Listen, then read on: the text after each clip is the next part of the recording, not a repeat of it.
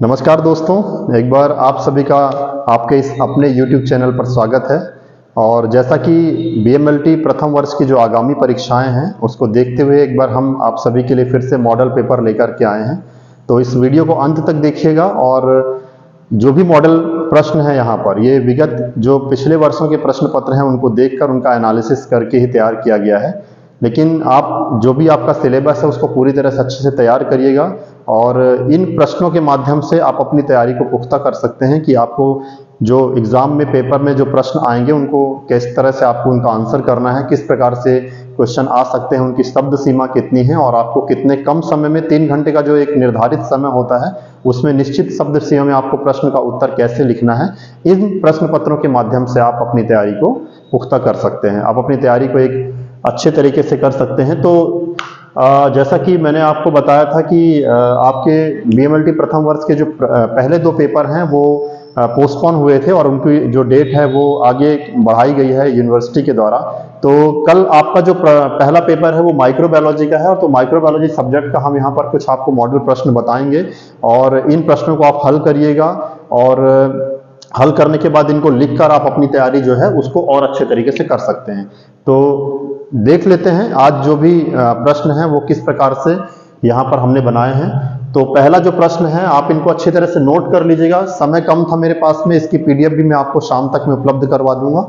तो अभी आप वीडियो देखकर जो भी प्रश्न यहाँ पे दिए हुए हैं उन प्रश्नों को अपने जो भी एक नोटबुक है उसमें नोट डाउन कर लेंगे और उनका आंसर करके अपनी तैयारी अच्छे तरीके से कर सकते हैं। तो पहला जो प्रश्न है वो है आपका ग्राम स्टेन। ग्राम स्टेन बहुत महत्वपूर्ण प्रश्न है, इसके बारे में 2 नंबर का क्वेश्चन ही पूछ सकता है और आपको जो लॉन्ग आंसर्स होते हैं उनमें भी इसका प्रश्न आपको पूछा जा सकता है। तो सबसे पहला क्वेश्चन है ग्राम स्टेन। ग्राम स्टेन क्या होता है, ग्राम स्टेन से क्या करते हैं और ग्राम स्टेन के बारे में आपको लिखना पड़ सकता है। नेक्स्ट क्वेश्चन आपका एंटोनी वॉन ल्यूवेनहॉक। माइक्रोबायोलॉजी में एंटोनी वॉन ल्यूवेनहॉक का बहुत ही महत्वपूर्ण योगदान था।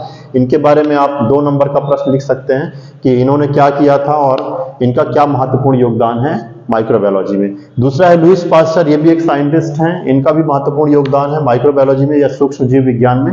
तो लुईस पास्चर के बारे में आप 2 नंबर का एक प्रश्न महत्वपूर्ण बनता है जो पूछा जा सकता है। पिछले विगत प्रश्नों में कई बार जो विगत प्रश्न पत्र आए हैं प्रीवियस ईयर्स में जो क्वेश्चंस आए हैं उसमें आपको साइंटिस्ट के बारे में पूछा गया है। नेक्स्ट जो आपका क्वेश्चन है right the name of 2 helminths and disease caused by them. 2 helminths के आपको नाम लिखने हैं और उनके द्वारा फैलने वाले रोग के बारे में आपको सिर्फ उनका नाम लिखना है। ये प्रश्न आपके 2 नंबर के आ सकते हैं। नेक्स्ट क्वेश्चन है right the name of 2 fungi and disease caused by them. 2 fungi के नाम लिखना है और उनके द्वारा फैलने वाले रोगों के नाम लिखना है। देखिए ये प्रश्न बहुत ही महत्वपूर्ण हो जाते हैं और इनमें आपको केवल जैसे कि प्रश्न दिया हुआ right the name of 2 fungi and disease caused by them. 2 fungi के आपको नाम लिखने हैं और उनके द्वारा फैलने वाली 2 बीमारियों के नाम लिखना है। इसमें आपको सीधा सीधा पिन पॉइंट पे आंसर करना है और आपको इसके नंबर भी सीधे मिल जाते हैं, इनमें कहीं कोई नंबर आपके कटेंगे नहीं। नेक्स्ट क्वेश्चन है right the name of bacteria caused by pneumonia, enteric fever, cholera, syphilis, tuberculosis, leprosy and tetanus. यहां पर आपको डिसीज का नाम दिया हुआ है, डिसीज का नाम पेपर में आपको दे सकता है कि न्यूमोनिया को फैलाने वाले बैक्टीरिया का नाम लिखना, आपको इंटेरिक फीवर किस बैक्टीरिया से फैलता है उसका नाम लिखना है, कॉलेरा हो गया, सिफिलिस हो गया, ट्यूबरकुलोसिस हो गया, लेप्रोसी हो गया और टिटनेस हो गया। तो आपको डिसीज दी हुई है, आपको सिर्फ इनको फैलाने वाले या इनका जो कारक होता है, इनके जो कॉज्ड होते हैं उन बैक्टीरिया का आपको नाम लिखना है। नेक्स्ट क्वेश्चन है right the name of any 2 disinfectant. आप माइक्रोबायोलॉजी या किसी भी लैब में जो डिसइंफेक्टेंट सॉल्यूशन यूज करते हैं उसका नाम लिखना है। तो यहाँ पे आपको केवल 2 डिसइंफेक्टेंट सॉल्यूशन का या 2 डिसइंफेक्टेंट का नाम, सिर्फ उसका नाम लिखना है। Name any 2 viruses and disease caused by them. जो अगला प्रश्न है आपको उसमें आपको 2 वायरस के नाम लिखने हैं और उन वायरस के द्वारा फैलाने वाली जो बीमारी होती है, फैलाने वाली जो डिसीज होती है उसका नाम लिखना है। नेक्स्ट आपका 9 नंबर का क्वेश्चन है name any 2 parasites of blood, urine and disease caused by them. आपके सिलेबस में ब्लड पैरासाइट्स है, यूरिन के पैरासाइट्स हैं, तो आपको ब्लड पैरासाइट्स के 2 ब्लड पैरासाइट्स के नाम लिखने हैं, 2 यूरिन पैरासाइट्स के नाम लिखने हैं और उनके द्वारा जो डिसीज फैलाई जाती है उसके नाम लिखने हैं।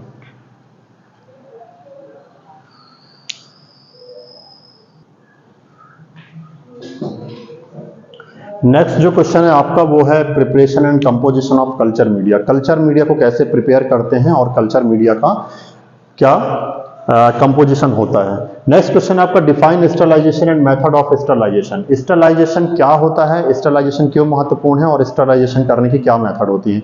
आपने अपने सब्जेक्ट में पढ़ा होगा कि स्टरलाइजेशन की अलग अलग प्रकार की मेथड होती है। ड्राई हीट से कैसे करते हैं, ड्राई हीट कैसे करते हैं, मॉइस्ट हीट से कैसे करते हैं। तो स्टरलाइजेशन की विभिन्न प्रकार की प्रोसेस हैं, इसलिए ये क्वेश्चन बहुत ही महत्वपूर्ण हो जाता है माइक्रोबायोलॉजी में। नेक्स्ट क्वेश्चन है आपका autoclave and it's uses.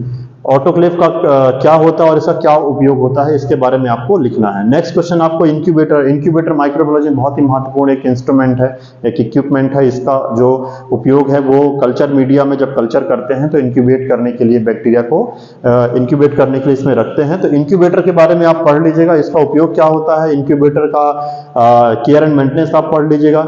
Next question आपका प्लाज्मिड, आपको प्लाज्मिड के बारे में लिखना है। नेक्स्ट आपका define aerobic and anaerobic culture method.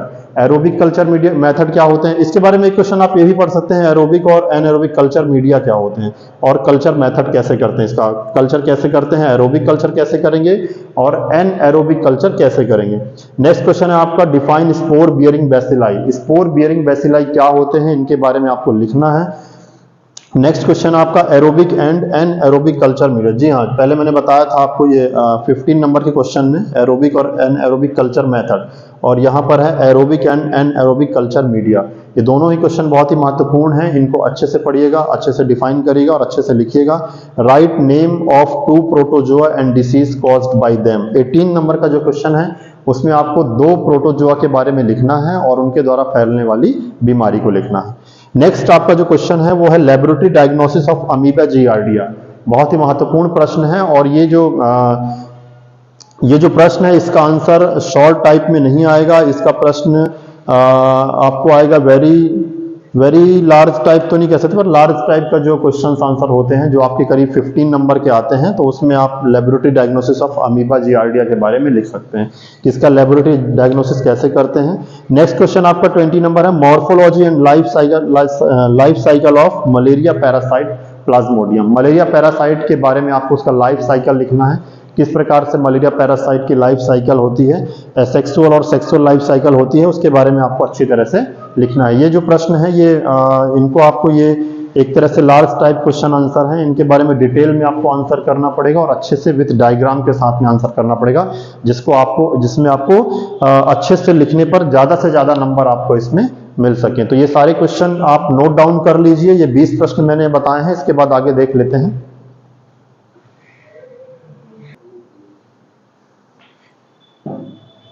तो नेक्स्ट जो आपका प्रश्न है वो है morphology and life cycle of इंटेरोबियस। बहुत ही महत्वपूर्ण प्रश्न है, morphology and life cycle of इंटेरोबियस के बारे में आपको लिखना है।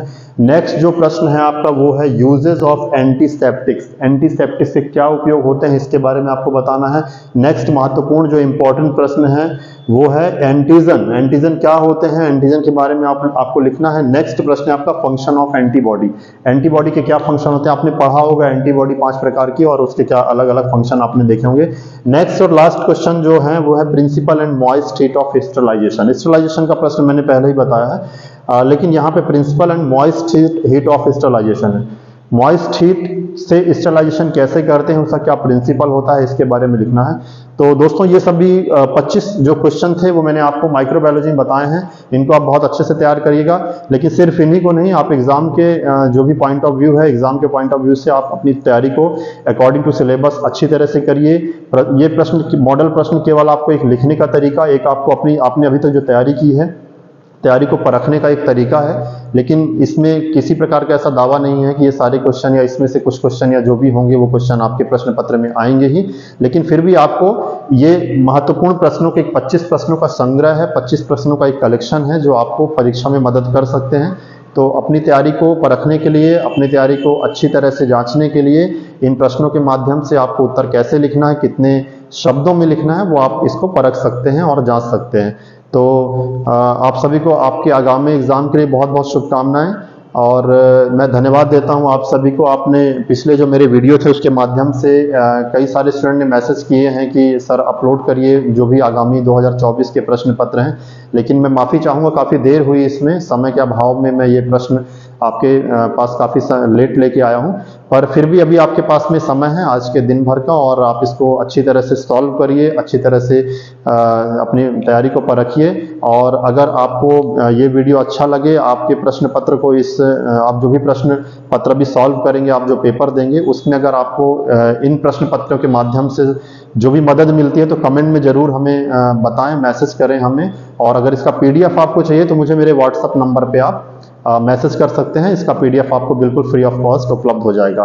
तो माइक्रोबायोलॉजी के प्रश्न पत्र के अलावा भी आगामी 3 जो प्रश्न पत्र हैं वो भी मैं जल्द ही अपलोड कर दूंगा।